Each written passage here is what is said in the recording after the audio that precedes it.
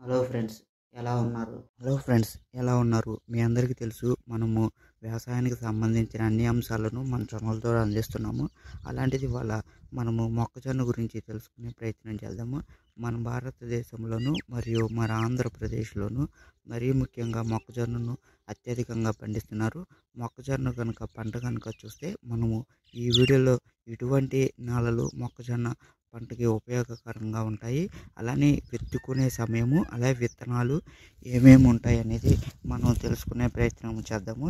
మనం కనుక చూస్తే మనకి మొక్కజొన్న వచ్చేసరికి మనకి ప్రధానంగా నేలలు విత్తనాల గురించి మనం తెలుసుకుంటున్నాము. మనకి ఖరీఫ్లో ప్రధానంగా మొక్కజొన్నని జూన్ 15 నుంచి జూలై 17 మధ్య మనము ప్రతి సంవత్సరం అనేది నాటుకోవచ్చు.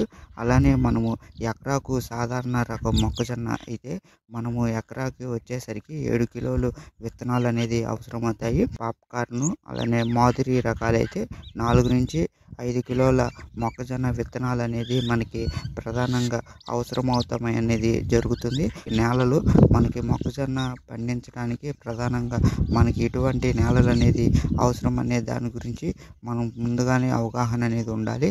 మనకి నేలలు వచ్చేసరికి రేగడి, అలానే మనకి ఇసుక నేలలు, అలానే గరప నేలలు మొక్కజొన్న పంటకి చాలా అనుకూలంగా ఉంటాయండి. అలానే మనకి మొక్కజొన్న విత్తనాలు అనేది ఎలా నాటుకోవాలనేది కూడా విత్తనాల్లో మనము చూసుకోవచ్చు. అలానే మనకి ఇటువంటి నేలలు అనేది పనికిరావంటే మనకి ఆమ్లము, చౌడ అంటే నీరు నిల్వ ఉండే నేలలు అనేది మొక్కజొన్నకు అనేది పనికిరావు. మనకి ఈ యొక్క మొక్కజొన్న విత్తనాలు పెరగటానికి, మొక్కజొన్న పంట బాగా రావటానికి మనకి ఉదయజాన్ని సూచిక 6.5 నుంచి 7.5 మధ్యన అనేది ఉండటం అనేది చాలా అవసరం అండి. మనకి మొక్కజొన్న విత్తనాలు అనేది ఎలా నాటుకోవాలనే దాని గురించి కూడా ఈ యొక్క విత్తనాల్లోనే మనము తెలుసుకోవాల్సిన అవసరం ఉంటుంది. మొక్కజొన్న విత్తనానికి మధ్య సాలుకి మధ్య మనము కొంత వెడం అనేది వేసుకోవచ్చు. అలానే అదే కాకుండా మనము విత్తనం అనేది మన కర్రతో పాటు విత్తనాలు అనేది వేస్తే కనుక ఇక్కడ ఒక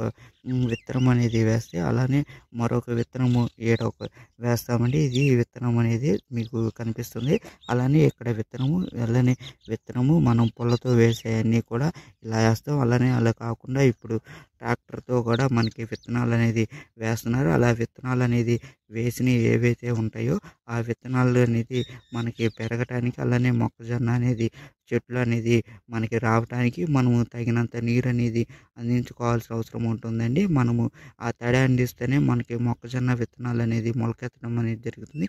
దీనికోసమే మనము తర్వాత రోజు అనేది నీళ్ళు అనేది పెట్టడం అనేది జరుగుతుందండి. ఈ విధంగా మనం నీళ్ళు అనేది మొక్కజొన్న తడి అనేది అందించాల్సిన అవసరం ఉంటుంది. ఈ మొక్కజొన్న విత్తనాలు తడి అందించడం వల్ల మొక్కజొన్న విత్తనాలు అనేది బాగా పెరుగుతాయి. అలానే మొక్కజొన్న విత్తనాలు మొలకెత్తిన తర్వాత మరొక వీడియోలో నేను చూపిస్తాను ఫ్రెండ్స్.